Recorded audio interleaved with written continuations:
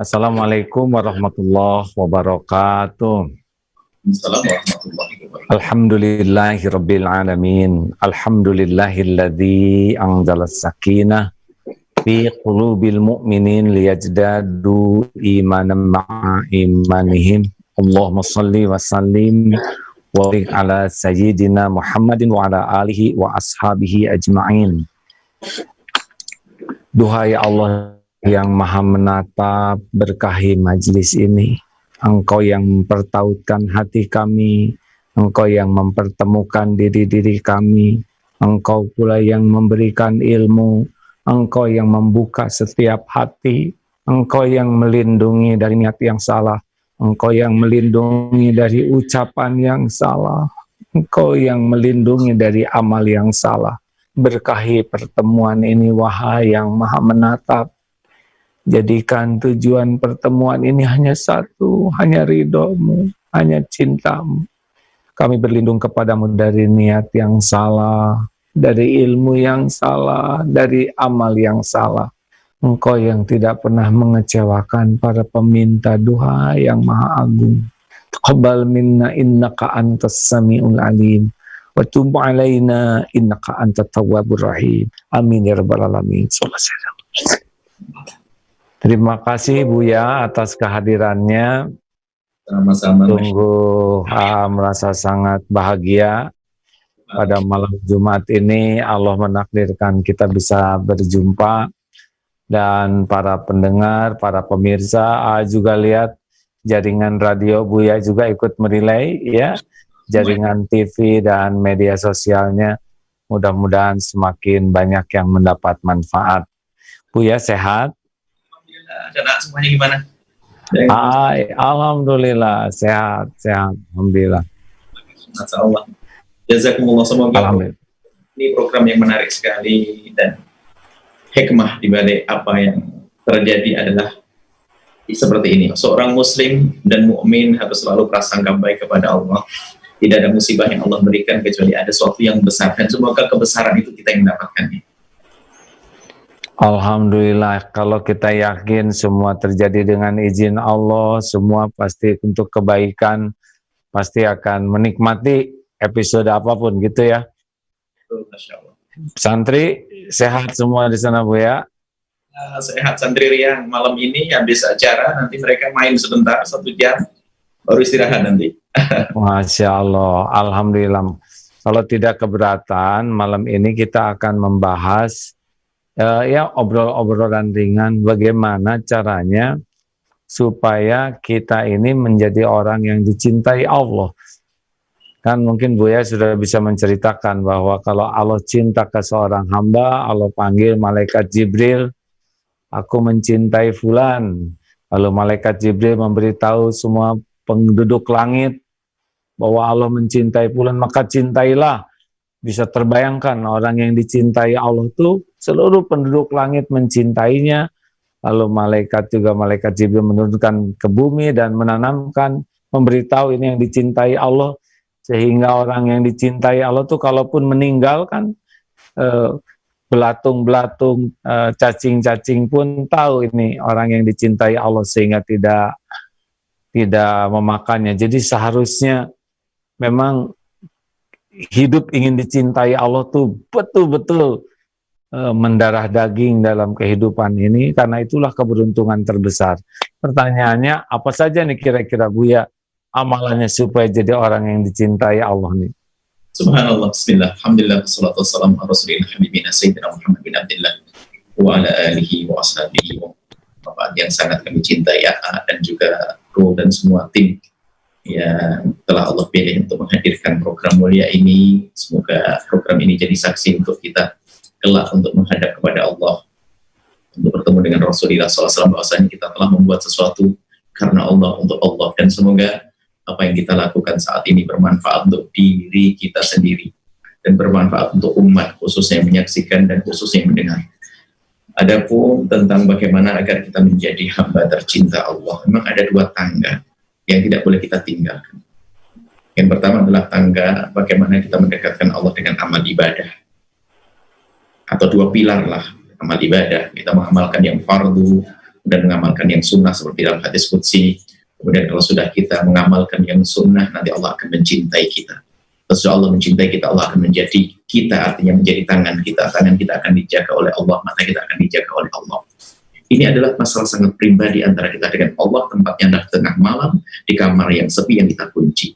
Akan tapi satu tangga lagi atau tiang yang satu lagi adalah urusan kita dengan sesama manusia. Al-khalqu kulluhum iyyallahi wa habbuhum ilallahi anfa'uhum li'iyalih.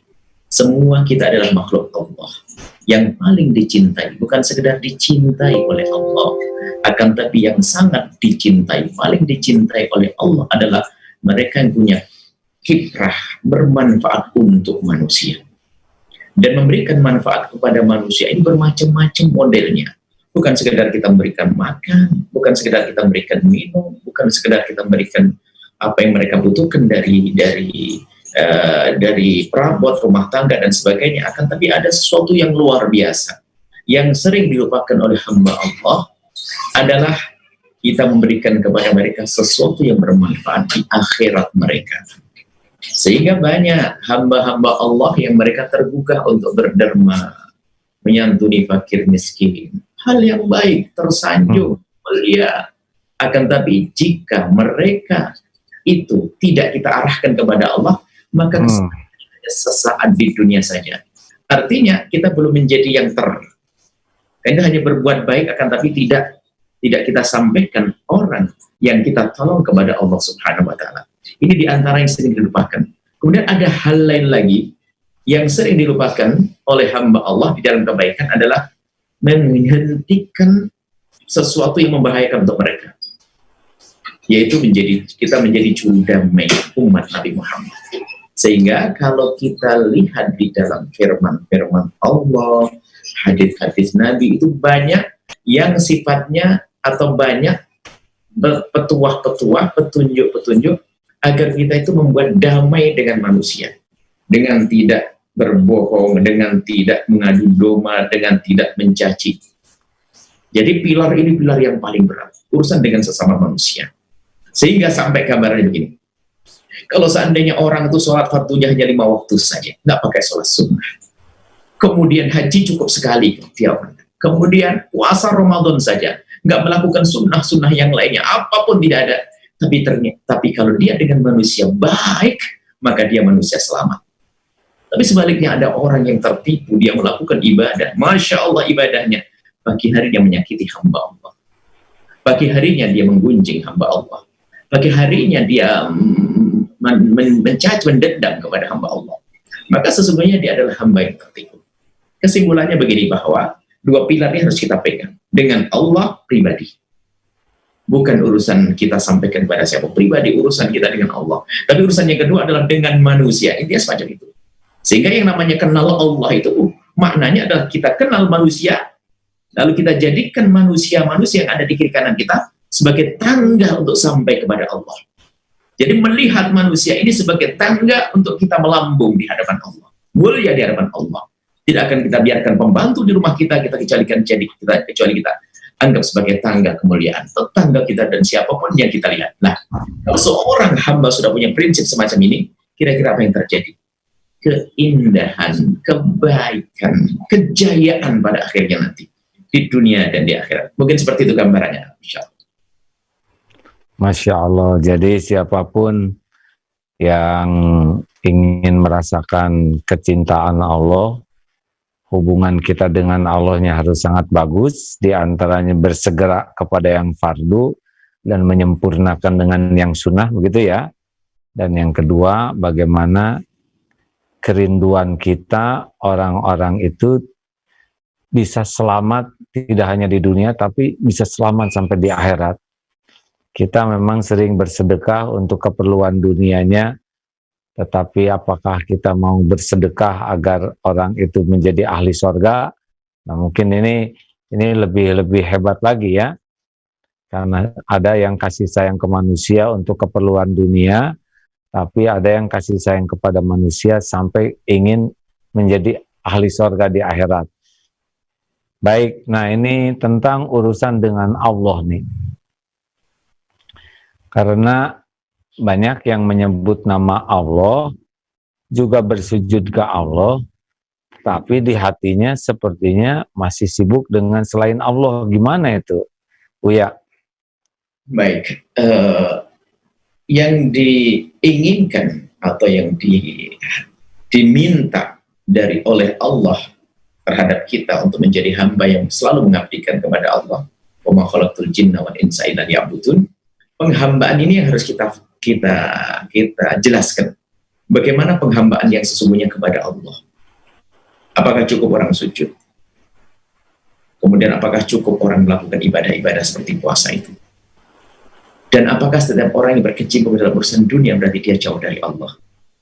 Ini yang harus dipahamkan. Ada sebagian orang menganggap bahwasanya kalau urusan dengan Allah, ya dengan Allah saja, nggak perlu urusan dunia. Tapi lebih hebat lagi adalah orang cerdas. Di saat dia berurusan dengan dunia, langsung disambungkan, dikonekkan, diklikkan dengan Allah Subhanahu wa Ta'ala. Dia bekerja. Makanya kami selalu ingatkan bahwa Allah, sertakan Allah di dalam segala aktivitas.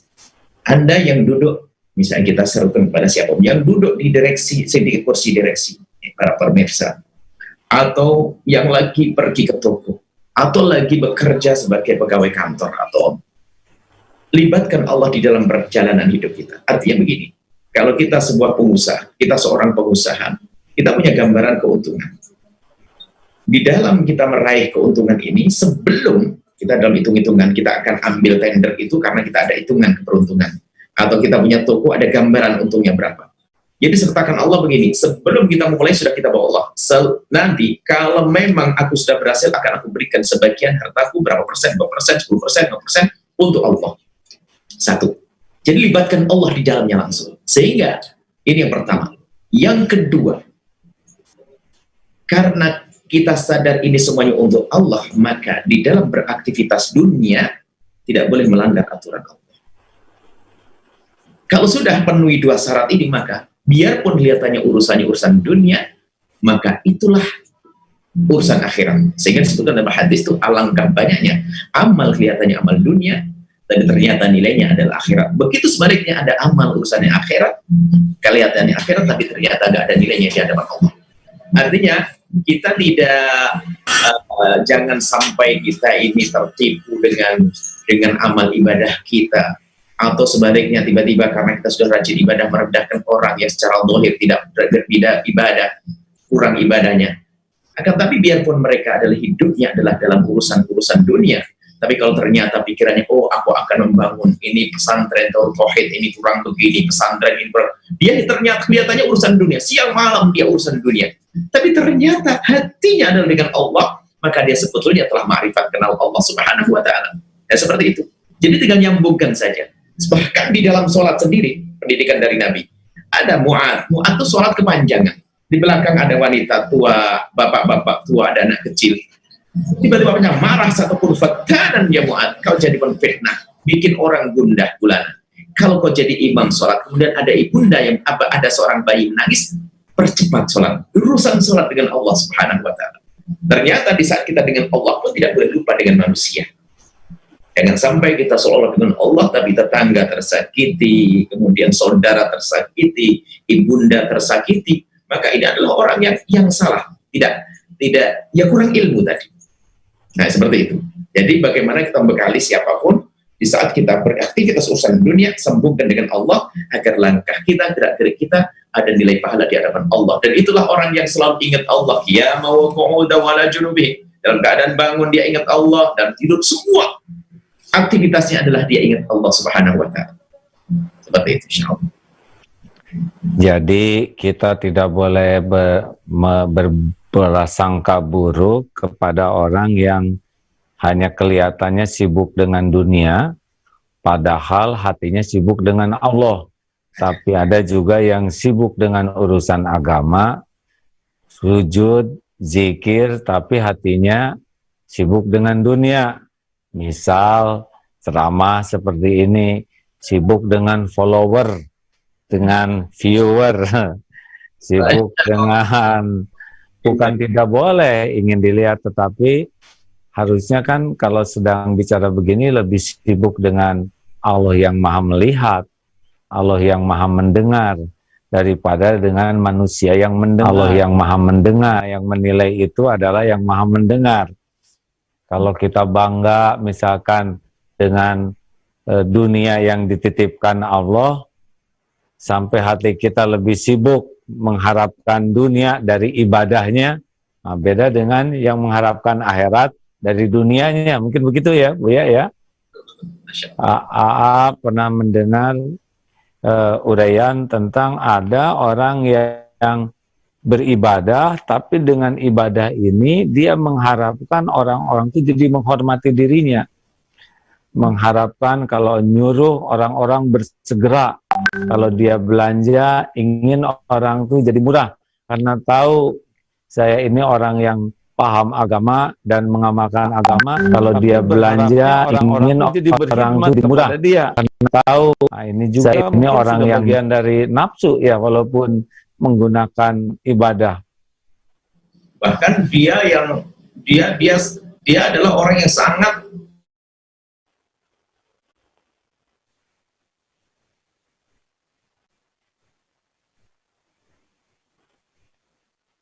izin putus, koneksinya terputus Bapak. Iya, dari sana silakan. Mengingatkan diri kita sendiri, makasih ya. Balik, makanya ada satu hal yang kami tangkap luar biasa, ada bagaimana kita itu segera langsung koreksi diri. Langsung mengatakan kita bicara tentang follower tadi. Jadi kita sering lupa, kadang-kadang kita sering ngomongin kemana-mana, kita sendiri lupa bahwasanya ternyata kita perlu banyak diomongin, perlu banyak dinasihati.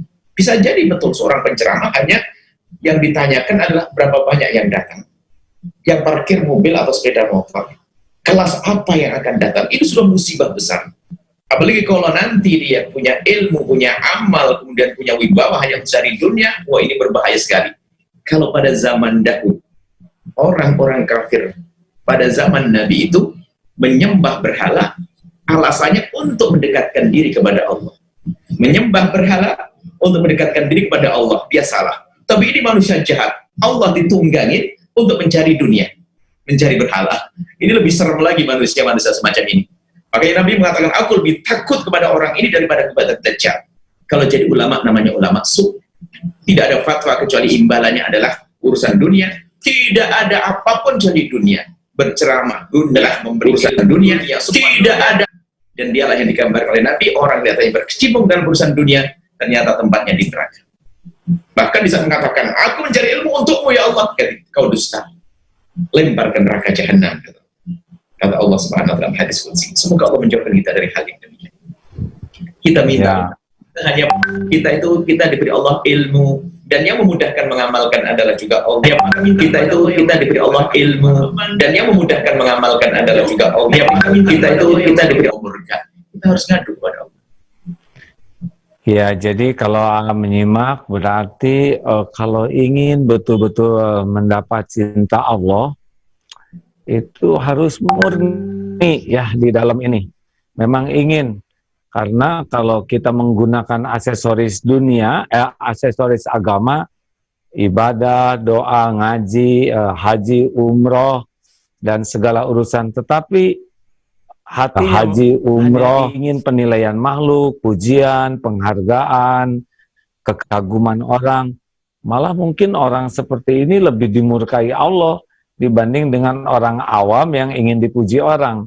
Gimana, Buya, seperti itu? Betul-betul. Dan sebetulnya posisi yang saat ini kita lagi dudukin, yang menempatkan dirinya sebagai seorang ustaz, pembimbing, ini posisi yang paling berbahaya.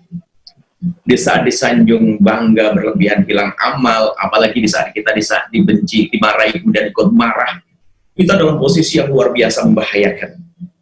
Dan kita tuh pakai sesuatu yang mahal, namanya agama itu mahal. Karena mahal itu, lihat, orang mencari dunia lewat agama. Ya mohon maaf misalnya ya, mau dagang saja pengen laku bersumpah agar orang percaya. Bahkan kalau mau jadi apapun datang ke ustadz biar banyak yang ikuti misalnya atau milih dan sebagainya. Agama itu mahal, maka karena agama mahal, hati-hati, jangan sampai kita beragama betul-betul kita jual. Mahalnya agama adalah nanti untuk kita gunakan di akhirat. Tapi orang menjual agama dengan sesuatu yang bakal berakhir, yaitu dunia. Dan ini adalah ilmu, ini adalah teori, kita baca dalam kitab-kitab akhlak itu ada, kan tapi untuk sampai kepada derajat benar-benar cinta Allah lalu dunia baginya adalah tidak berharga, ini perlu proses. Kalau berpura-pura semua orang bisa, oh saya tidak senang dunia, akan tapi mikir, ini bukan ilmu berpura-pura, akan tapi kita semua perlu belajar. Sehingga pendidikan yang diajarkan Nabi, biasakan berderma, ngurusi orang lain dan sebagainya, itu kebiasaan aja untuk melepas dunia dari hatinya. Bukan hanya berkata, wah aku tidak senang dunia, aku itu bohong, bukan seperti itu. Tapi hakikatnya adalah bagaimana lagi-lagi kita urusan dengan manusia, berbuat baik dengan manusia, nanti akan terpangkas urusan dunia tadi. Masya Allah, alhamdulillah. Kawan-kawan sekalian, saya senang sekali kalau mendengar hadis ini, innallaha la yanzuru ila suwarikum wa amwalikum walakin yanzuru ila qulubikum wa a'malikum. Sesungguhnya Allah tidak melihat rupa dan hartamu, tapi Allah sangat memperhatikan hati dan amalmu. Kita sering sekali sibuk dengan casing, tapi hati ini sepertinya terabaikan. Gimana tuh Buya tentang hadis yang tadi? Betul, dan subhanallah. Maka dari itu kata Imam Ghazali rahimahullah ta'ala, belajar ilmu membersihkan hati adalah fardu ain di atas fardu ain. Fardu ain di atas fardu ain. Kalau belajar ilmu wudhu, sholat adalah fardu ain. Akan tapi sholat tidak akan diterima kalau tidak beriringan dengan ikhlas. Sedekah pun demikian. Jadi fardu ain di atas fardu ain. Sehingga Imam Ghazali membuat catatan dalam kitab Ihya-nya tentang membersihkan hati luar biasa. Dan dengan cerdas beliau membersihkan hati, segala macam penyakit hati sama beliau dioperasi betul. Segala maka dari itu ilmu. Selama ini kita dengar ilmu akhlak, ilmu tazkiyah, ilmu tasawuf. Ilmu itu adalah ilmu bagaimana kita membersihkan hati kita. Makna hati bersih adalah bagaimana memangkas hati kita daripada hubbud dunya, bagaimana memangkas hati kita dari kedengkian, dendam, dan sebagainya. Nah, kemudian segala macam penyakit hati. Nah, kalau sudah hati itu bersih dari segala macam penyakit hati, maka hati ini sudah hati yang layak dipandang oleh Allah dengan pandangan khusus. Dan kalau sudah hati dipandang Allah dengan pandangan khusus, maka apa yang kurang? Akan diberi oleh Allah segala kebaikan, kerinduan kepada kemuliaan, benci kepada kemungkaran. Maka itulah kekasih Allah Subhanahu wa Ta'ala. Ada orang bermaksiat dia senang, tapi kekasih Allah bermaksiat dia susah. Dia jatuh dalam maksiat, namanya manusia, tapi penyesalannya luar biasa. Kuncinya di mana? Di hati, di dalam hati itu sendiri. Maka membersihkan hati adalah fardu ain di atas fardu ain, dan semua harus dari kita ini membersihkan hati. Kalau hati tidak bersih, mau jadi apa tetap rusak. Jadi ustadz ternyata lihat sama ustadz sebelah tidak tegur sapa musuhan, gara-gara ya rebutan jamaah barangkali. Mau jadi apa lagi? Punya pondok ya, jangankan kok pondok dengan pondok lain. Bapaknya meninggal dunia, bapaknya satu ustadz, anak-anak dua ustadz, anaknya satu ustadz, dua ustadz muda rebutan kantin pondok. Dan masih banyak kisah-kisah, karena apa? Bukan hati yang ditata. Tapi kalau sudah hati tertata, biarpun bukan sanak, bukan saudara, tapi dia bisa mencintai. Alangkah indahnya kalau kita bisa belajar membersihkan hati. Khususnya di hari-hari ini, Masya Allah, kita sedih, diadu domba. Ada orang kerjanya mengadu domba, maka kita selalu menyuruh, ayo menjadi juru damai. Diadu domba, permusuhan, kebencian, dia tidak ada omongan begini, harus komentar begini, dan caci maki olah-olahan. Itu akan merusak hati. Kalau sudah hati kotor, tidak akan dilihat oleh Allah. Inna Allah itu tidak akan melihat kepada semua zahirnya, Allah melihat kepada hati. Makanya amal baru belakang. Hati yang menggerakkan anggota tubuh kemudian menghadirkan amal. Sambung, tidak boleh dipisahkan. Apa hati-hati? Hati bicara Allah melihat hati. Hati. Tapi kalau tidak ada amal, mana? Orang sering berkata yang penting hati. Ini bahaya juga. Allah akan melihat hati kita. Yang penting hati kita. Hati ada di dalam hati kita, dan dialah yang akan memerintahkan anggota tubuh kita untuk melakukan sesuatu yang Allah ridai. Alangkah banyak berdusta, kata Ghazali. Ada orang mengatakan hati, yang penting kan hati, tapi tidak baik dengan manusia. Mana hati baik? Dan memang inilah yang sering digunakan oleh sebagian orang ya, termasuk ya, nggak penting pakai baju harus begitu, nggak penting harus gini, yang penting kan hati, Itu adalah manusia paling sombong, menganggap hatinya sudah bersih. menganggap hatinya sudah lebih baik dari yang lainnya, maka sesungguhnya dia telah terjangkit penyakit yang lebih besar lagi, yaitu penyakit sombong. Apa ciri-cirinya orang yang hatinya sudah bersih, Buya? Dirinya orang yang hatinya sudah bersih adalah merasa kalau dia belum bersih. Itu yang paling jelas. Bahkan tidak pernah merasa lebih bersih dari orang lain. Sederhana. Mungkin kalau orang hatinya bersih, dia gelisahnya gelisah untuk urusan akhirat, tapi tidak akan gelisah untuk urusan dunia. Mungkin begitu ya? Oh, putus nih. Ya, sabar sahabat-sahabatku sekalian. Kurang ya. Kalau ada orang bersalah sekalipun, dia orang melakukan kesalahan dengan dia, tidak mengoreksi dia. Mungkin aku yang telah memulai kesalahan. Sehingga kalau orang hatinya bersih semakin baik, dan paling bersihnya hati adalah hatinya baginda Nabi Muhammad, maka beliau menjadi orang yang paling baik di dunia dan di akhirat. Jadi salah satu cirinya sangat senang terus memperbaiki diri. Ya, begitu, Mas. Ya betul, memperbaiki diri karena dia merasa kurang baik. Bahkan di saat dia berada di menjadi orang terbaik, dia masih merasa kurang. Dia merasa ada, ya Allah, ada kelemahan. Bahkan membandingkannya dengan apa yang Allah berikan. Sehingga para kekasih Allah, kata dia singgung bahasanya, ada orang tertipu dengan kebaikan-kebaikan yang dilakukan dan sebagainya. Itu masuk kalau kita bicara karomah, kalau kita tentang wali. Karomah itu bagi kekasih Allah adalah satu godaan yang sangat besar. Kalau seandainya seorang hamba itu sudah terpesona dengan apa yang Allah berikan ini, dari karomat-karomah, keistiqomahannya dan kebaikannya, atau bahkan kalau cerita di buku-buku cerita tentang ulama atau wali bisa begini-begini, kalau sudah dia terpesona dengan karomahnya, dia terhenti, tidak akan sampai kepada. Sehingga mereka di saat menyebut karomah, kelebihan yang Allah berikan, termasuk mungkin bisa punya jamaah banyak, bisa punya pondok banyak, punya, ya kalau tadi follower banyak dan sebagainya. Itu kalau bermanfaat namanya karomah. Tapi di saat seorang hamba terbangga dengan itu semuanya, dia berarti tidak sampai kepada Allah. Sehingga dikatakan masaddana an liqa'il mahbubi illa wuqufuna bi ghairihi, tidak ada yang menghalangiku sampai kepada Allah kecuali di saat aku terhenti kepada selain Allah, terkagum dengan jamaahnya, terkagum dengan pecintanya, wah sok terpesona dengan pengikutnya, lupa nggak sampai kepada Allah Subhanahu wa taala. Nah, begitulah sahabat-sahabatku sekalian. Jadi penting sekali bagi kita untuk memeriksa hati terus, karena Allah sangat mengetahui segala yang terlintas di dalam hati kita ini. Dan kita tidak bisa berbohong sama sekali kepada Allah. Tidak ada satupun wa asiru qaulakum awijharu bih innahu alimun bidatis sudur. Seperti pertemuan sekarang ini, selain sahabat-sahabat yang menyaksikan, kan pasti Allah Maha menyaksikan. Allah mendengar setiap yang terucap, juga Allah tahu niat di balik setiap ucapan. Dan Allah juga tahu semua yang sedang menyimak ini sedang mikir apa, berbuat apa, tidak ada yang luput. Nah, ketika seseorang selalu ya sudah sampai selalu merasa ini Allah mengawasi saya, Allah mendengarkan saya, Allah tahu apa yang ada dalam pikiran, Allah tahu apa yang terlintas di hati. Nah, ketika seseorang sangat sibuk dengan seperti ini, mungkin itulah kesibukan yang paling disukai Allah. Apakah seperti itu, Bu ya?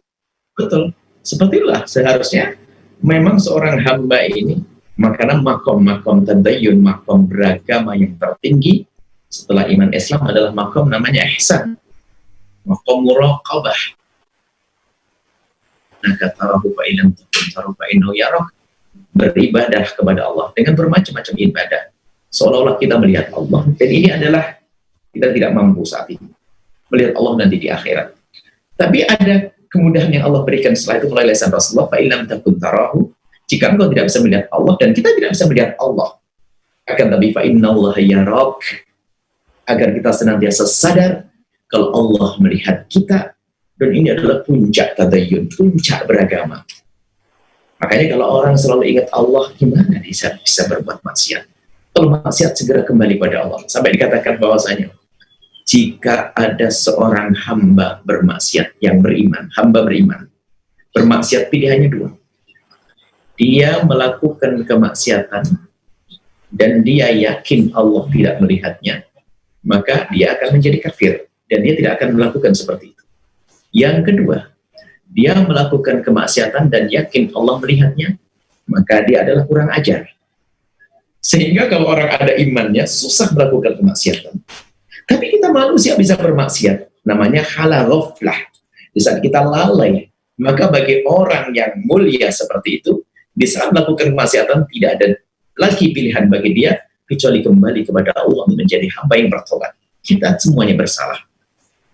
Tapi yang bermasalah adalah di saat seorang hamba melakukan kesalahan, dia menunda tobat, bahkan dia ogah-ogah untuk bertobat. Ini bermasalah karena dia tidak ingin kembali kepada Allah. Sudah dibuka pintu. Di saat dia ingin menjauh, dibuka pintu untuk kembali kepada Allah, tapi tidak dia kata. Jadi seperti itu. Semoga Allah memilih kita menjadi hamba yang sadar, selalu ingat, selalu merasa kita dilihat oleh Allah. Dan ini perlu membiasakan. Sehingga namanya zikir itu apa? Kan begitu. Zikir itu kan selama ini yang kita pahami maknanya adalah bagaimana kita mengingat Allah. Kalau makna lebih dalam lagi adalah bagaimana kita mengingatkan diri kita, bahwa Allah melihat kita. Zikir itu bukan sekedar kita mengingat Allah, tapi bagaimana kita mengingatkan diri kita kalau Allah itu melihat kita. Itu zikir yang sesungguhnya, yang lebih, maksudnya makna yang lebih dalam lagi. Jadi menyadarkan ingat Allah, biarpun lesannya tidak berucap Allah Allah, tapi dia sadar bahasanya Allah melihatku, dia susah bermaksiat. Itulah makom tinggi dan makom ma'rifah. Dan mungkin orang yang seperti itu pasti akan punya ketenangan yang luar biasa ya, Bu ya. Karena dia lebih sibuk dengan penilaian Allah itu adalah kenikmatan. Yang membuat menderita kan sibuk dengan penglihatan makhluk. Setiap kali orang sibuk dengan berharap dari Allah, maka dia puas dengan Allah, maka dia tidak akan mudah kecewa, tidak akan mudah terluka. Tetapi ketika harapannya dari selain Allah, pasti akan mudah luka. Gimana tuh kira-kira? Ya. Bagi siapapun yang sudah kenal Allah dengan sesungguhnya, dia tidak akan menemukan kecewaan sekecil apapun. Karena dia tahu Tuhannya adalah Allah yang maha tahu tentang dirinya, dan apapun yang Allah berlakukan kepadanya adalah yang pilihan Allah. Sehingga betul disabdakan oleh baginda Nabi, seorang beriman itu adalah ajaban. Di amril mu'mini anna amrahu kullahu khair. Mengherankan sekali. Urusannya orang beriman selalu baik-baik saja. In asabatu sarra syakar wa khairun lah. Kalau dia menimpa kenikmatan, dia bersyukur, kenal Allah dengan bersyukur, dia baik baginya. In asabatu dharra, kalau mendapatkan satu musibah, sabar, dia bersabar, karena khairan lah, maka akan menjadi baik baginya. Maka ini artinya apa? Orang beriman dalam ketenangan gak ada. Karena apa? Harapan yang paling besar adalah kesenangan nanti di akhirat. Sehingga capek yang dirasakan hari ini gak ada artinya. Kenapa? Ada hitungannya di hadapan Allah. Seperti seorang yang bekerja seharian demi anak tercintanya, demi istri tercintanya, dia lupa dengan terik matahari yang membakar kulitnya. Bahkan mungkin dia harus menahan dahaga demi rupiah yang didapat akan diberikan yang terkasihnya nanti sore. Dan dia bisa bertahan bekerja karena akan dapatkan imbalan dari bosnya. Ini urusan dengan manusia. Bagaimana dengan urusan sang pencipta manusia yang maha kaya? Kalau ada keyakinan yang sesungguhnya, maka sesungguhnya yang namanya kegelisahan tidak akan ada. Sehingga bisa disimpulkan, tidak ada orang gelisah kecuali saat dia jauh kepada Allah, dari Allah. Walaupun gelisah itu katanya ada dua jenis, ada gelisah baik, ada gelisah buruk. Kalau gelisah karena takut tidak bisa dekat dengan Allah, itu gelisah baik mungkin ya Bu ya. Tapi kalau gelisah karena duniawi, itu gimana tuh Bu ya tuh? Baik, kalau sudah betul, artinya gelisah kepada Allah ini bukan sebuah kegelisahan, karena itu sebuah kerinduan. Kalau sudah orang rasa takut, jadi beda.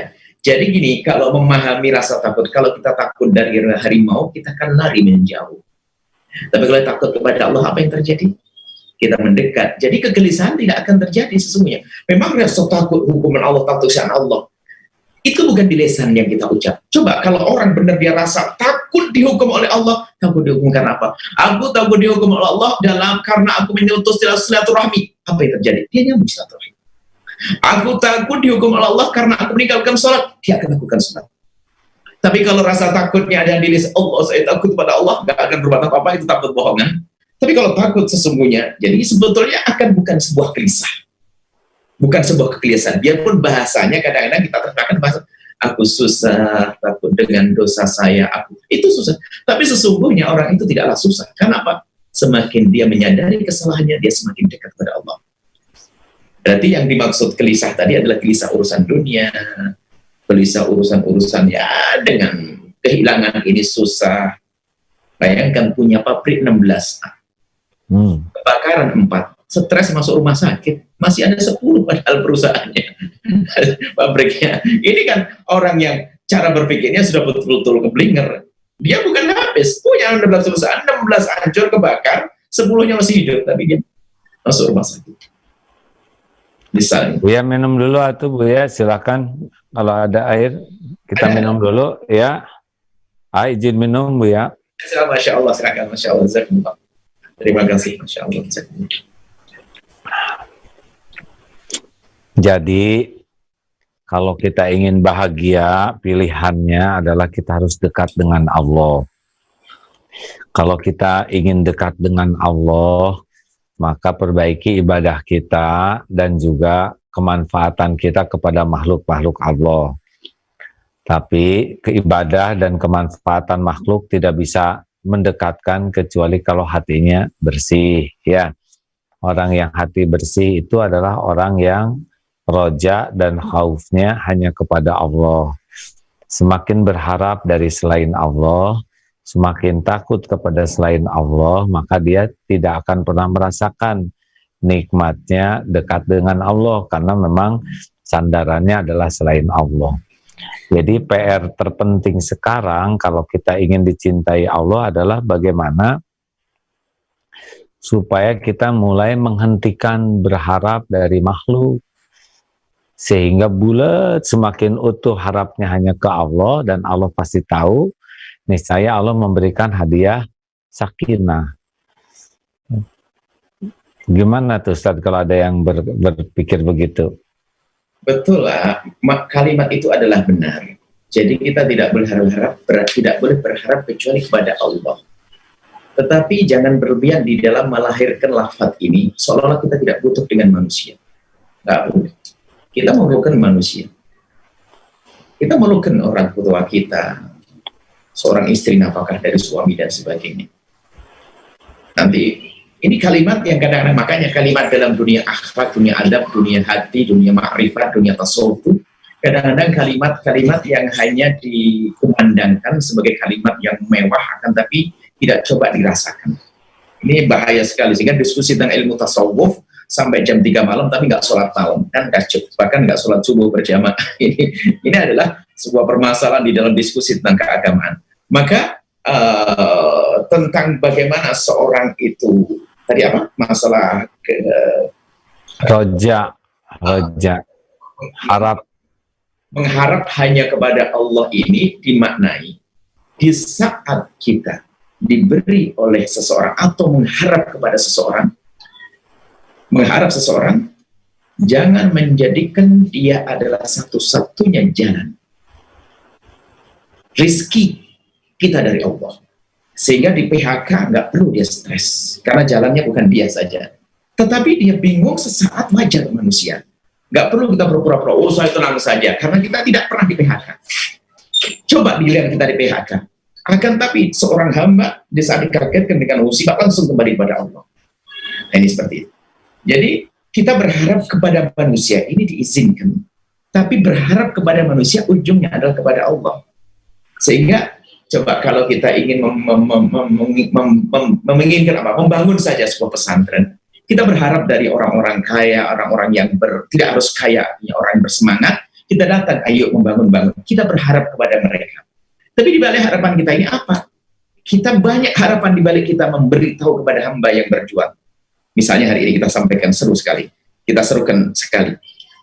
Darut Tauhid akan berkembang, Al-Bahjah berkembang, dan pesantren Al-Ulama berkembang. Kita seru pada yang lainnya, ayo berjuang, berjuang, berjuang. Ini maknanya saya berharap dari manusia. Tetapi di balik harapan saya dengan manusia, saya berharap dari Allah. Dengan banyak tujuan. Pertama, saya punya tugas untuk mengajak dia agar dia ini selamat. Beda sekali di saat kita mengajak seseorang. Kalau kita datang kepada seorang donatur, kalau kita hanya datang kepada dia hanya untuk mengambil hartanya, saya pengkhianat. Akan tapi yang harus kita hadirkan, saya membawa dia, orang yang diberi Allah rizki, untuk berbuat baik, karena saya cinta kepada dia. Bukan saya mengharapkan hartanya, saya mengharapkan ada dia selamat. Nah, di saat kita mengambil pun, kita sambungkan kepada Allah. Dan di saat kita memberi atau mengharap dari dia, itu bukan semata-mata berharap untuk kita. Jadi mengharap dari manusia adalah tujuannya, kita sambungkan pada Allah. Jadi gini, ini gambaran-gambaran ringannya. Kalau saya mengharap pemberian dari seseorang, pemberian dari siapapun yang akan memberi kepada kita, yang menjadi masalah adalah kita lupa Allah. Di saat diberi pun maka kita tidak akan ingat Allah. Maka tanda orang itu berharapnya kepada Allah, di saat Allah beri melalui seseorang, dia bersyukur kepada manusia, tidak lupa syukur kepada Allah. Ini, tidak lupa syukur kepada Allah. Kalau kepada manusia harus, man lam yashkurin nas, lam yashkurillah. Kalau kita tidak berterima kasih kepada manusia, tidak bersyukur kepada Allah, iya kita berharap kepada manusia. Di saat diberi apa? Di saat beri kita langsung kepada Allah. Jangan sampai nanti kalimat ini sehingga kalimat menjadi tidak bermakna, kita hanya berharap kepada Allah saja. Saya tidak boleh berharap kepada selain Allah. Itu nanti kalimat yang hanya dikumandangkan, disuarakan di lisan, tapi tidak dirasakan. Karena apa? Semua dari kita ternyata berharap dari sesama manusia. Alhamdulillah. Atau bagaimana kalau begini, mulut berbicara dengan makhluk, tetapi hati kepada Allah. Misalkan kita pinjam uang, saya kontrakan habis, Pak, bolehkah saya pinjam uang? Mulut bicara ke makhluk, tapi saat yang sama hati yakin bahwa yang menentukan rezeki itu Allah. Hati minta ke Allah, ya Allah, sekiranya memang ini jadi jalan rezeki bagi saya, mudahkan. Sekiranya bukan, juga jadikan amal soleh. Wah, maaf ya, saya tidak bisa bantu karena saya pun dalam kesulitan. Oh, alhamdulillah. Nah, hati tidak kecewa karena dia yakin bahwa yang menggerakkan orang ini jadi jalan atau tidak adalah Allah. Mungkin begitu bukan, Bu ya? Kita berharap kepada manusia, tapi di balik itu semuanya hati kita sambung kepada Allah. Ini sama kurang lebihnya dengan masalah bagaimana kita bertawakal. Hari ini kita sering tawakal masalah virus corona dan sebagainya. Loh, tawakal itu kan sifat hati, amal hati. Tawakal itu amal hati, bukan amal lesan. Artinya kita berusaha secara maksimal dalam urusan zahir. Setelah itu hati kita menyerahkan kepada Allah. Kalau nggak ada amal zahir, apa arti sebuah penyerahan? Jadi menyerahkan diri kepada Allah, tawakal kepada Allah adalah kita berusaha amal zahir kita wujudkan. Baru setelah amal zahir ini kita menyerahkan kepada Allah, baru ada nilai tawakal. Bekerja dulu, baru setelah bekerja kita tawakal kepada Allah. Kalau hasilnya nggak ada, kita nggak menyesal. Sangat bohong. Makanya ini kita tidak perlu jangan sampai kita menjadi diceritakan dalam dunia tasawuf itu ada orang yang pandai bercerita, dia belum sampai makomnya. Begini, man. Kita sudah tawakal. Kita tawakal, kita tidak perlu urusan yang tawakal. Nabi melihat satu orang datang kepada Nabi bawa ontanya tidak diikat. Nabi lihat kok onta ada ikat. Kenapa tidak kau ikat ontamu? Tawakal ya Rasulullah. Nabi negur, kil tawakal. Ikat dulu ontamu baru tawakal. Jadi kalau tawakal tidak ada usaha, itu dikhawatirkan dia hanya pengen dipandang oleh orang sebagai orang tawakal. Sama, tidak perlu kepada Allah, tidak perlu kita mengharap kepada Allah. Kadang-kadang harus ditutup dengan satu cara, kita butuh kepada manusia. Karena apa? Ini adalah makom di hadapan Allah, bukan makom di hadapan manusia. Kadang-kadang seperti itu, kadang-kadang kita perlu, saya perlu aja, padahal kita perlukan, sehingga di saat mendapatkan sesuatu, tidak untuk dirinya, tidak untuk keluarganya, tapi disalurkan ke yang lainnya. Jadi ini masalah pelik sekali urusan kita dengan Allah ini. Ini benar-benar ini sangat pribadi antara kita dengan Allah. Sehingga kita perlu kadang-kadang ditutupi dengan cara seorang hamba menutupi. Sehingga seolah dia, sehingga para kekasih Allah sebutnya, seorang waliullah kadang-kadang di pasar. Bahkan di pasar pun kadang-kadang dia debat urusan jual beli. Kenapa? Dia untuk menutup semua sifat-sifat yang Allah berikan kepada dia. Agar kemanusiaan, sifat manusia seperti orang biasa tetap terlihat. Tapi tidak akan berbuat zalim. Dia tuh tawar menawar. Di saat dia marah, dia pun ujung-ujungnya dia adalah ridho. Seperti itu. Ya, terima kasih. Kita punya 20 menit lagi, Bu ya. Mungkin teman-teman yang ada akan bertanya. Silakan. Silakan, ya. Siap. Ya, silakan Bapak Zaki Haidar untuk dinyalakan mic-nya. Ya Bu ya, sejenak ya. Saya nutup pintu dulu nih ya. Silakan. Bapak Zaki Haidar.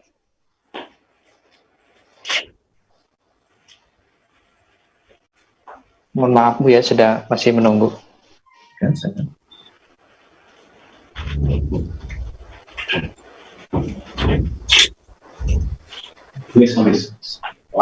Maaf. Ya, angin sedang agak besar barusan. Alhamdulillah Allah yang menggerakkan. Atau Ibu Olis Rosmiati, silakan dinyalakan mic-nya.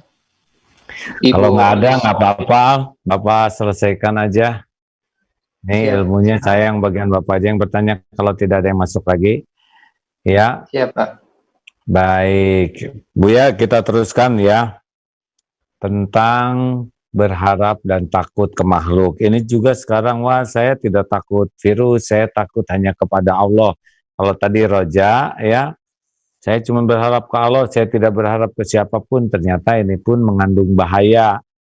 Jadi hanya bisa permainan kata, padahal dalam berkata seperti itu pun dia masih berharap ke makhluk untuk diakui bahwa dirinya ahli tawakal ya. Jadi bermain lisan tetapi hati ya seperti orang yang tawadu, tetapi di balik ketawaduannya dia takabur karena ingin dianggap oleh orang dia itu orang tawadu. Tawadunya tawadu acting. Termasuk saya tidak takut ke siapapun, saya hanya takut ke Allah. Saya tidak takut virus corona, saya hanya takut ke Allah. Gimana Buya seperti itu? Itulah kalimat itu adalah bukan kalimat yang diucap, itu diyakini di dalam hati. Secara zahir harus, kalau kata medis begini, Allah yang mengajarkan kalau rububiyah itu bila tahlukati. Kalau katanya berbahaya, nggak perlu kita sampai menjerit, saya tawakal kepada Allah. Justru sampai di sana Imam Ghazali, kalau orang sering menampakkan dirinya seorang yang tawakal, sering menyebut diri tawadu, bisa diuji sekecil ujian saja dia akan runtuh. Suruh berpelukan sama orang yang kena corona, berani enggak? Berani dia yang sering teriak-teriak tawakal. Karena Imam Ghazali mengatakan bukan begitu. Tawakal ikuti prosedur dohirmu, tawakal baru nanti disifati tawakal urusan hatimu. Tawakal bukan urusan dohir usaha. Namanya tawakal itu amal batin, bukan ucapan di lisan. Tapi sisi lain, kita juga tak boleh mengatakan orang yang teriak tawakal lalu kita katakan tidak tawakal, kita rusak juga. Mungkin dia, makanya kami selalu mengingat dia kita sering nyampaikan, dia sudah makomnya tinggi. Kalau dia sudah sering berani mengadakan ini, silahkan dia. Jangan diajak orang lain seperti dia makomnya tinggi. Bahkan ketawakalan itu nggak boleh, justru kesadaran orang dalam bertawakal itu tidak boleh menjadikan orang seperti dia. Ini yang sering dilupakan oleh hamba-hamba yang katanya ingin dekat pada Allah. Mungkin sebuah keluarga, sebagai seorang bapak, dia sudah bisa makan dengan ala kadar, kesederhanaan dan sebagainya. Dia kemudian ini boleh dia, tapi jangan sampai istrinya disamakan dengan dia.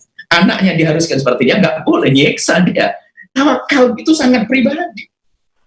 Jangan sampai orang harus seperti dia, nggak bisa itu. Urusan dengan Allah. Seperti itu.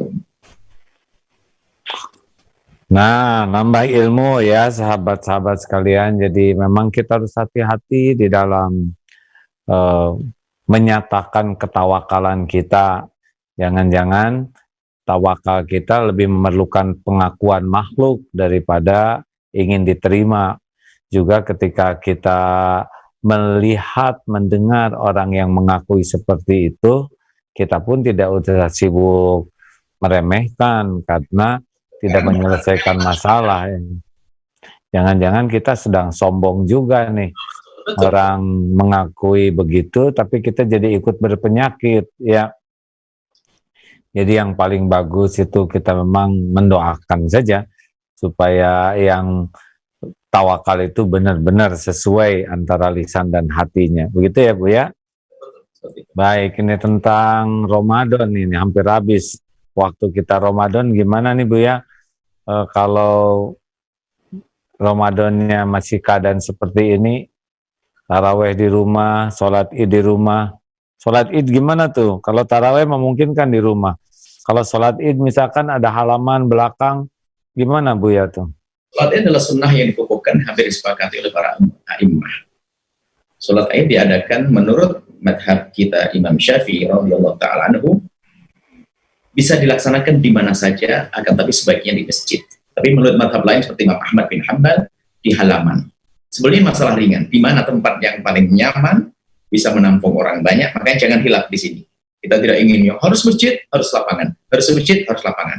Baik, ini adalah masalah sholat id. Kemudian di saat kita tidak bisa melakukan sholat id bersama-sama di masjid, maka disunnahkan kita melakukan sholat id di rumah masing-masing. Ibu-ibu yang tertinggal, maka melakukan sholat id di rumahnya masing-masing. Hanya bedanya, kalau sudah dilakukan di rumah masing-masing, tidak usah repot dengan khutbah, kecuali memang ada kumpulan yang ada khutbah. Jadi sholat id tidak harus dengan khutbah. Yang pakai khutbah itu kesempurnaan di saat kita berkumpul dengan orang banyak dan akan ada yang mendengar. Jadi cukup kita di rumah sholat id dengan cara yang seperti itu, dengan takbir yang diulang-ulang bermadhab Syafi'i 97 seperti itu. Kemudian setelah itu seperti biasa. Bahkan, jadi sholat idnya seperti sholat id biasa, tapi tidak usah khutbah, karena bingung nanti harus ada yang khutbah dan di rumahnya malah nggak karu-karuan. Ini kemudahan. Jadi mohon, ini karena sholat id adalah sholat sunnah yang sangat dikukuhkan dalam keadaan apapun, maka jangan sampai ada yang meninggalkan. Bagi ibu-ibu yang ketinggalan di rumah, jangan sampai jatahnya hanya masak saja. Harus ada saat untuk melakukan sholat id 2 rakaat ringan, mendapatkan pahala besar dari Allah Subhanahu wa Ta'ala. Nah, kalau di rumahnya ada cukup orang, misalkan bertujuh gitu, bisa khutbah. Bisa khutbah, asalkan ada yang bisa khutbah. Hanya kami sampaikan tidak harus khutbah itu apa? Sengaja kami tonjolkan ini karena tidak semua tempat ada yang bisa khutbah. Nanti malah berantakan gara-gara khutbah dikatakan iya, malah nggak sholat id, nanti dipikir ada khutbahnya. Jadi kalau bisa khutbah, kumpulkan orang sah. Ada khotibnya dan seterusnya. Tapi kalau seandainya tidak bisa, nggak ada masalah, satu jadi imam, sholat. Seperti apa? Seperti apa? Bahkan takbirnya, kalau nggak ingat takbir 97-nya itu, nggak usah takbir, biasa, nggak sah. Seperti sholat 2 rakaat subuh. Seperti itu. Ini kemudahan, artinya, jangan sampai ibadah-ibadah ini ditinggalkan. Bahkan di dalam keadaan suasana semacam ini ada hikmah diantaranya adalah agar kita belajar banyak ibadah. Belajar ibadah dengan keluarga. Melatih anak-anak kita. Dulu tuh ya nggak pernah jadi imam karena dia sholat ke masjid terus, istrinya hanya suruh melahirkan saja. Akhirnya sekarang gara-gara corona akhirnya bisa jadi imam di rumahnya, imami istrinya. Ini kan lumayan, ini hikmah di balik musibah. Insya Allah. Masya Allah. Baik, ada lagi nih Bu ya, persiapan Ramadan, apa yang perlu dilakukan oleh umat ini supaya Ramadan dalam situasi begini bisa luar biasa berkahnya, karena di negara yang terbaik penanganannya itu Korea, mereka berhasil menangani wabah ini secara syariat terbaik lah. Ada juga Vietnam, mereka pada tidak pakai doa tuh. Indonesia seharusnya dengan umat Islam yang sangat banyak, ya kan, kemudian ada doa, ada Ramadan, tambah lagi dengan disiplin, mungkin pertolongan Allah sih bisa lebih banyak datang kalau Ramadan ini punya kesungguhan yang lebih dibanding biasanya. Gimana Bu ya, seperti itu? Usaha ini kembali bahwasanya kalau kita melakukan sesuatu, jika tidak serius dalam usahanya, nggak akan Allah beri juga hasilnya. Makanya nggak cukup tadi kita hanya berdoa. Biarpun semuanya berdoa, tapi nggak mengambil sarana zahir, nggak memenuhi permintaan Allah. Bukankah Allah menyuruh ambil ikhtiar, usaha? Ada sebagian orang usaha zahir sudah dipenuhi, janji Allah akan berikan karena sesuai dengan, hanya nanti nggak ada nilainya di akhirat. Orang-orang kafir yang tadi sebutkan Korea dan sebagainya, dia melaksanakan usaha zahir. Dan ini kelemahan kita ini, usaha zahir itu dientengkan, nggak boleh mengentengkan usaha zahir. Karena usaha zahir ini adalah diperintahkan oleh Allah Subhanahu wa taala. Tadi kembali yang disampaikan tadi masalah tawakal, kita hanya tawakal minta doa, mohon kepada Allah, berdoa dan berdoa. Tapi nggak pakai usaha zahir ya tetap gagal nanti pada akhir. Usaha zahir harus. Ya perlu kita tingkatkan kebersihan. Dan alhamdulillah dengan kasus ini pesantren ini langsung dibuat stafel sebanyak untuk cuci tangan di mana-mana, dibiasakan cuci tangan dan sebagainya. Kita akan belajar. Bahkan kalau kita lihat di negeri-negeri kafir, negeri-negeri yang belum kaum musliminnya sangat minoritas di situ, mereka mementingkan sekali tentang kebersihan dan sebagainya, yang seharusnya itu dimiliki kaum muslimin. Nah, kaum muslimin itu hanya berbangga saja, tapi tidak pernah menjaga. Yang kita miliki hanya bangga. Sehingga mungkin gini kalau kita lihat umat Islam itu seperti orang punya rumah gede mewah, rumahnya mewah, cuman dia itu nggak ngerti gimana cara menggunakannya, sehingga mau buang air saja ke rumah tetangga nggak ngerti cara buka klosetnya. Kompornya kompor kelas, tapi nggak bisa nyalain, akhirnya tetap pinjam ke tetangga bikin kompor pakai kayu bakar. Karena apa? Dia punya sesuatu yang istimewa, tapi dia tidak ngerti ilmu menggunakannya. Sama umat Islam tuh, kalau nggak banyak belajar, menerapkan ilmunya, ya sama seperti orang yang punya rumah mewah, tapi nggak ngerti, buka pintu nggak bisa, naik tangga dan sebagainya. Ini kan sebuah contoh. Jadi seperti itulah umat Islam, kalau tidak belajar ilmu, hanya bisa berbangga kalau rumahnya bagus, agamanya bagus, tapi ternyata apa? Dia nggak bisa. Buang air saja harus pergi ke tetangga tadi, yang rumahnya bagus. Nggak bisa buka kloset. Nyalain mau masak saja bingung, pinjam kompor tetangga. Ini kan aneh. Padahal di dalam Islam semua ada, termasuk kebersihan dibahas. Kalau kita bicara tentang bersih cuci tangan, kita sudah melakukan akan serius. Wudhu minimal 5 kali. Minimal 5 kali wudhu kita nih. Nggak kurang-kurang. Apalagi ada duhanya nanti. Ada lagi Masya Allah. Apalagi menjalankan dakwah wudhu. Semuanya ada dalam Islam. Kebersihan diajarkan Nabi SAW. Dan masih banyak. Itu. Kita kurang ilmu. Masya Allah. Bukan kurang ajaran. Tapi kurang memahami. Kurang tahu.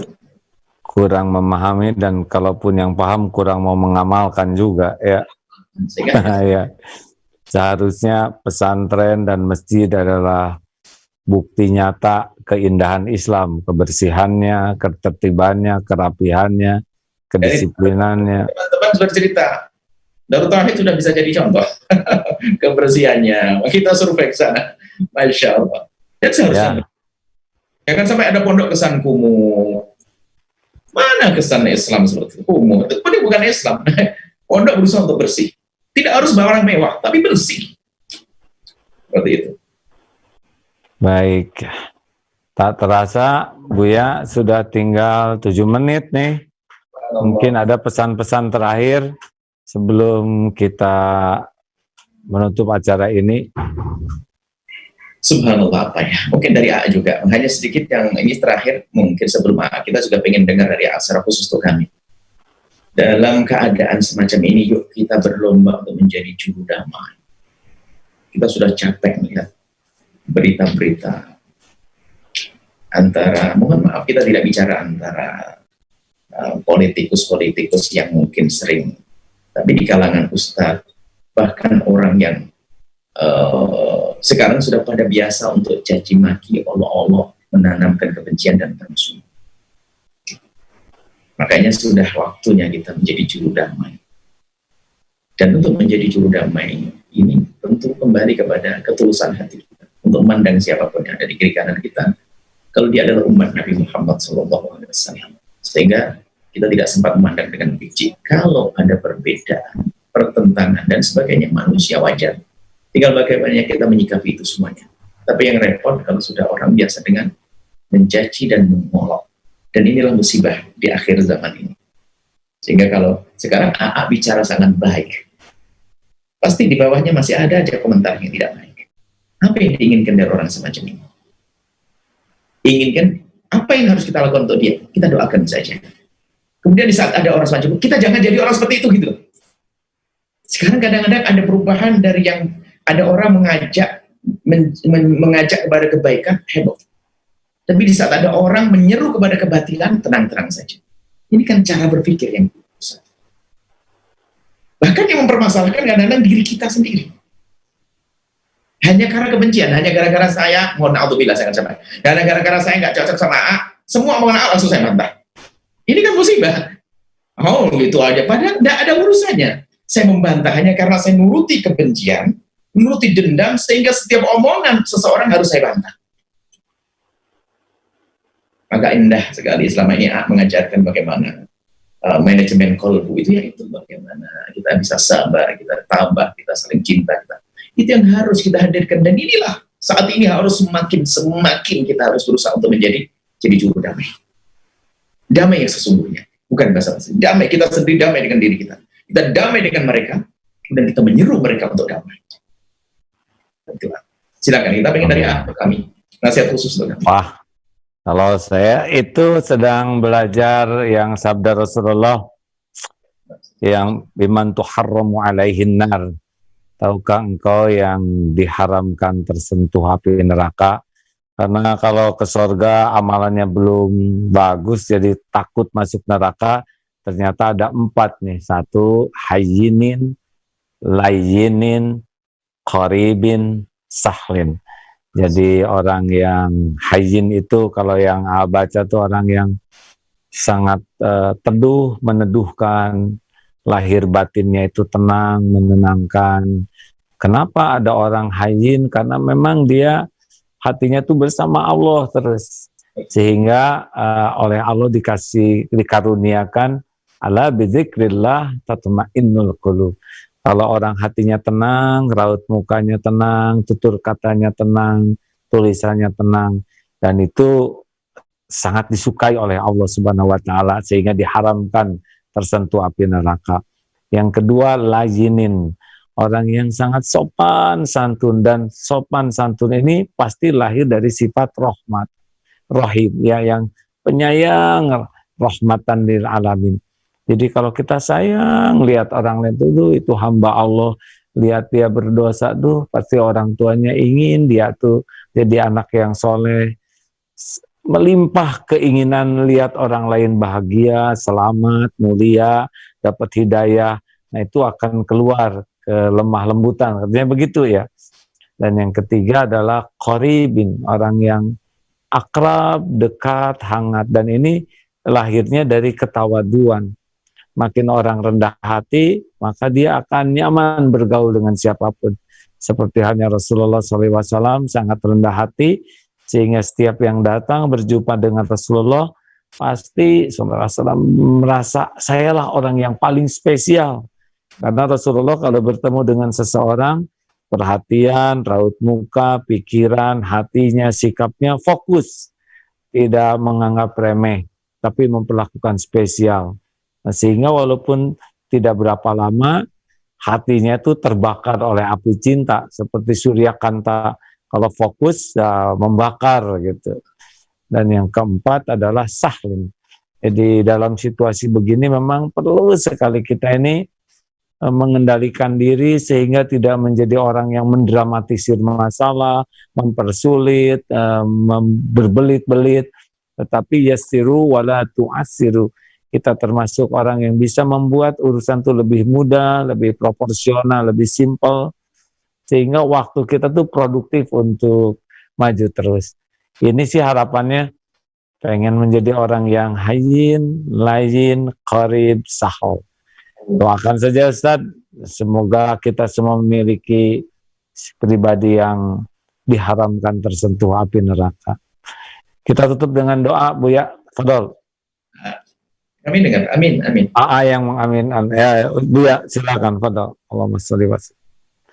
Ikut mengaminkan, fadol. Alhamdulillah, sholli ala sayyidina Muhammad wa ala sayyidina Muhammad. Allahumma ya Allah, ya Allah, Engkau menyaksikan kami saat ini. Ya Allah, jadikan kami hamba-hamba yang saling mencintai karena-Mu. Amin ya Allah. Kami menjadi hamba yang bermanfaat untuk hamba-hamba. Dan beri kami Amin. damai di bumi ini ya Allah, untuk kedamaian kami kelak di akhirat ya Allah. Amin ya Rabb. Dan dari kami dari menfitnah dan difitnah. Jauhkan kami ya Allah dari membenci ya Allah kepada siapapun dari hamba-Mu ya Allah. Maka kami mohon jauhkan kami dari dendam kepada hamba-hamba-Mu ya Allah. Maka kami mohon ya Allah, jika ada hamba-Mu yang menyakiti kami, zalim dan aniaya kepada kami mohon ampuni dia ya Allah, ampuni dia karena dia umat kekasih-Mu Nabi Muhammad ya Allah. Dan kami mohon ya Allah, ya Allah, ya Allah, mudahkan segala urusan kami lahir dan batin kami ya Allah. Dan kami mohon ya Allah, jadikan kami hamba-hamba yang selalu mensyukur nikmat-Mu dan karuniakan nikmat-Mu kepada kami ya Allah. Jauhkan kami dari menjadi hamba yang mengkufuri nikmat-Mu. Dan kami mohon ya Allah, ya Allah, ya Allah, jaga negeri ini ya Allah, jaga bangsa ini ya Allah. Semua ya Allah, kami ingin Kau jaga mereka ya Allah. Jika ada di antara mereka ada hamba-Mu ya Allah yang melakukan kesalahan kezaliman, Engkau maha kuasa untuk merubah mereka ya Allah. Lembutkan hati kami dan hati mereka agar mereka tidak berbuat zalim ya Allah. Yang sudah baik jadikan mereka semakin baik ya Allah. Dan kami mohon ya Allah, damaikan negeri ini ya Allah, lahir dan batin mereka ya Allah. Dan kami mohon ya Allah, ya Allah, ya Allah, Engkau yang menggerak, Engkau yang menguasai hati kami dan hati mereka semua ya Allah. Jauhkan hati kami dari segala macam penyakit hati. Jauhkan daripada hubbud dunia ya Allah. Kami ingin menjadikan dunia di tangan kami, jangan Kau jadikan dunia di hati kami ya Allah. Kami ingin Kau jadikan dunia ini di tangan kami, jangan Kau jadikan dunia di hati kami ya Allah. Bersihkan hati kami dari mencintai dunia dan mudahkan urusan dunia kami untuk akhirat kami ya Allah. Dan kami mohon ya Allah, ampuni orang tua kami dan guru-guru kami ya Allah. Berikan kasih sayang-Mu kepada mereka. Dan anak-anak kami jaga semua ya Allah. Anak-anak kami semua yang hadir di sini, yang menyaksikan acara ini, dan kaum muslimin dan semuanya Allah. Jaga anak-anak mereka semua ya Allah. Jadikan anak-anak mereka anak-anak ahli surga ya Allah. Anak-anak ahli surga ya Allah. Dan kami mohon berkailah pertemuan ini. Jadikan pertemuan ini Allah, acara ini mukaddimah. Kelak berkumpul di surga bersama kekasih-Mu Nabi Muhammad. Berikan kepada kami semua ketulusan, keikhlasan ya Allah. Ya Allah, hanya dari-Mu-lah ketulusan, hanya dari-Mu-lah keikhlasan. Engkau yang menguasai hati kami. Kami memohon dan memohon ya Allah. Jangan sampai apa yang kami lakukan bukan karena-Mu ya Allah. Kami tidak ingin rugi ya Allah. Jangan sampai kami lakukan hanya karena sanjungan manusia, hanya karena ingin pujian dari manusia ya Allah. Kami serahkan hati kami kepada-Mu ya Allah. Kami serahkan hati kami kepada-Mu ya Allah. Engkau yang menguasai hati kami ya Allah. Amin. Ya Allah, panjangkan umur kami dalam ketaatan serta sehat. Amin. Dan berikan kepada kami semua husnul khatimah, matikan keadaan iman. Setelah panjang umur, dan kami mohon ya Allah kelak saat Engkau hendak mencabut nyawa kami. Kami ingin saat ya Allah hati dan lidah kami mampu mengucapkan kalimat agung dan mulia, la ilaha illallah Muhammad Rasulullah, la ilaha illallah Muhammad Rasulullah, la ilaha Muhammad Rasulullah sallallahu alaihi wasallam. Dan kami ingin membaca doa yang pernah diajarkan Nabi untuk menghindar dari penyakit dan juga di saat mendapatkan karb. Mungkin para jamaah dan semua mengikuti. La ilaha illallah, La ilaha illallah, al-azimul halimu, al-azimul halimu, la ilaha illallah. Yang kedua bangsa ini, Rabbul arshil azimi, Rabbul arshil azim, la ilaha illallah, la ilaha illallah, Rabbus samawati, Rabbus samawati, wa Rabbul ardi, wa Rabbul ardi, Rabbul arshil karimi, wa Rabbul arshil karim. Allahumma inni a'udzu bika minal barasi min bahri wal jununi wal judhami wa min sayyi'il asqami. Itu doa dari baginda Nabi agar dijauhkan dari penyakit. Al-Fatihah.